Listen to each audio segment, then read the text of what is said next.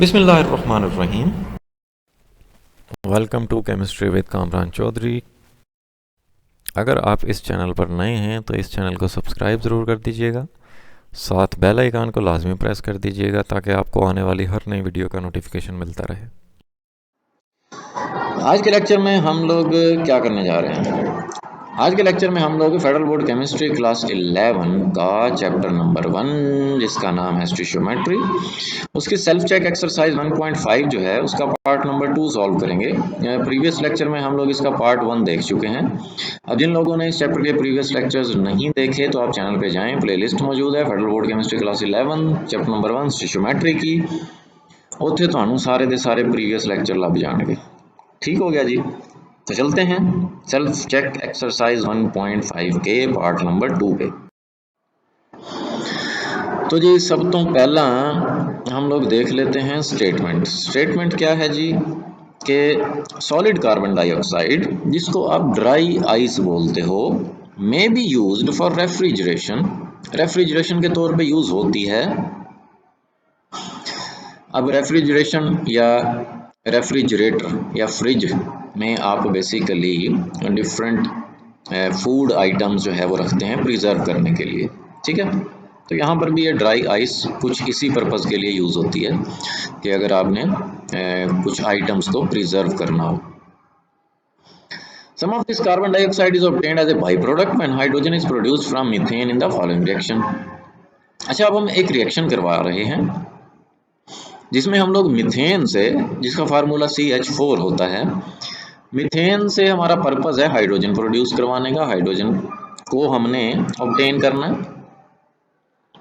लेकिन इत्थे जिहड़ी कार्बन डाइऑक्साइड है ना वो एवं ही पैदा हो जाती है एज ए बाई प्रोडक्ट, ठीक है। तो ये आपके सामने रिएक्शन लिखा हुआ है जिसमें मीथेन और वाटर का रिएक्शन है।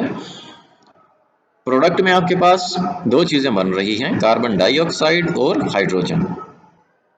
ये आपके पास एक बैलेंस्ड केमिकल इक्वेशन है। अब इसका पार्ट ए क्या है, वो कह रहा है what mass of carbon dioxide should be obtained from 1250 gram of methane. तो मैस ऑफ मीथेन आपको दे दिया, कार्बन डाइऑक्साइड का मैस तुसी कैलकुलेट करना, ठीक है। ते इसके सॉल्यूशन पे हम आ जाते हैं।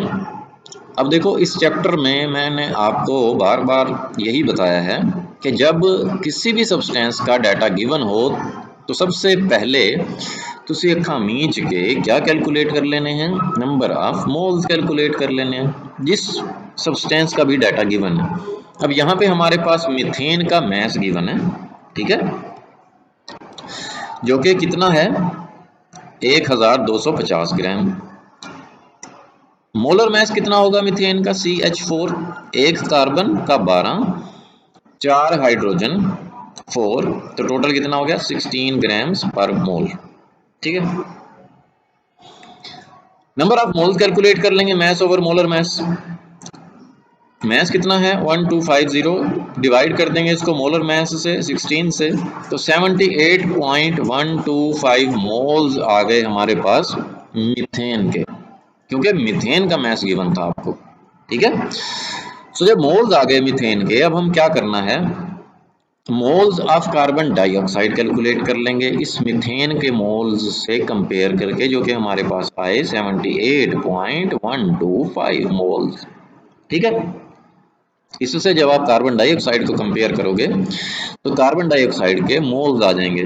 फिर इसी फार्मूले से moles is equal to mass over molar mass वाले फार्मूले से हम लोग मैस कैलकुलेट कर लेंगे कार्बन डाइऑक्साइड का, ठीक है जी।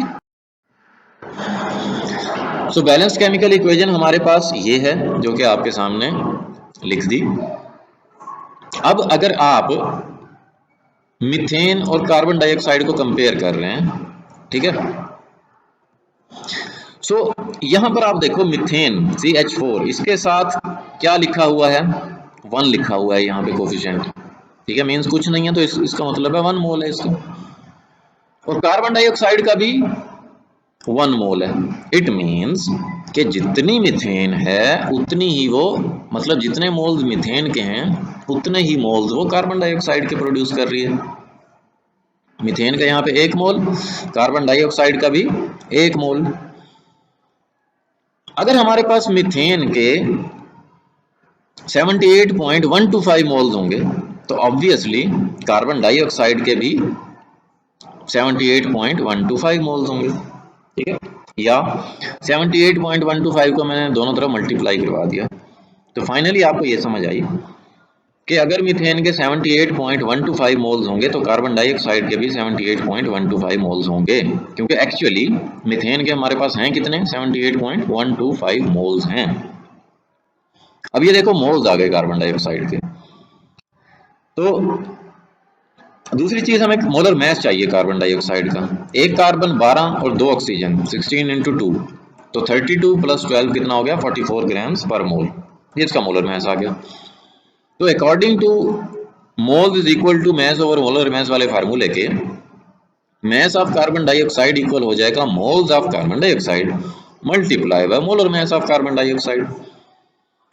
तो जब आप वैल्यू सब्स्टिट्यूट करोगे 78.125 moles of carbon dioxide multiply करवा दोगे उसको मोलर मास से जो कि 44 है, तो फाइनली हमारे पास मास ऑफ कार्बन डाइऑक्साइड आ गयो 3437.5 ग्राम्स, ठीक है। तो ए ਤੁਹਾਡਾ पार्ट ए हो गया सॉल्व। अब चलते हैं पार्ट बी की तरफ। देखो जी, पार्ट बी क्या है, if the actual yield obtained is 3000 ग्राम। अच्छा, ये भी मैंने आपको पिछले लेक्चर्स में बताया हुआ है कि जो मैथ्स आपको क्वेश्चन में गिवन होता है और यील्ड की बात हो रही है तो वो हमेशा क्या होती है, एक्चुअल यील्ड होती है। तो अगर यहाँ पे एक्चुअल यील्ड ना भी लिखा हुआ होता ना, तो ऑटोमेटिकली इसका मतलब ये होता कि ये एक्चुअल यील्ड है, क्योंकि वो आगे देखो वो पूछ रहा है परसेंटेज यील्ड। तो परसेंटेज यील्ड के लिए आपको एक्चुअल यील्ड और थ्योरेटिकल यील्ड दोनों की वैल्यूज पता होनी चाहिए, ठीक है। तो ये जो आपको 3000 ग्राम्स दे दिए गए हैं कार्बन डाइऑक्साइड के, ये हो गई एक्चुअल यील्ड। अभी जो हमने कैलकुलेट किया कार्बन डाइऑक्साइड का मास जो कि 3437.5 ग्राम्स आया, वो बेसिकली आपने एक बैलेंस केमिकल इक्वेशंस की मदद से फाइंड आउट किया। सो वो वाला मास क्या होगा, थ्योरेटिकल यील्ड होगा। ये डिटेल के साथ आप लोगों को चीज़ें समझा चुका हूँ। तो भाई फिर असी की करना है, सिंपली फार्मूला लाओ परसेंटेज यील्ड का, जो कि क्या होता है, actual yield divided by theoretical yield multiply by 100, ठीक है। सो वैल्यूज सब्स्टिट्यूट कर दी हमने, actual yield 3000, theoretical yield 3437.5 times 100, तो ये आंसर आ गया हमारे पास 87.3%, ठीक है। तो ये फाइनली आपके पास परसेंटेज यील्ड आ गई। होपफुली लेक्चर आपको बहुत अच्छे से क्लियर हो गया होगा। फिर भी अगर आपका कोई क्वेश्चन है तो आप नीचे कमेंट सेक्शन में मुझसे पूछ सकते हैं।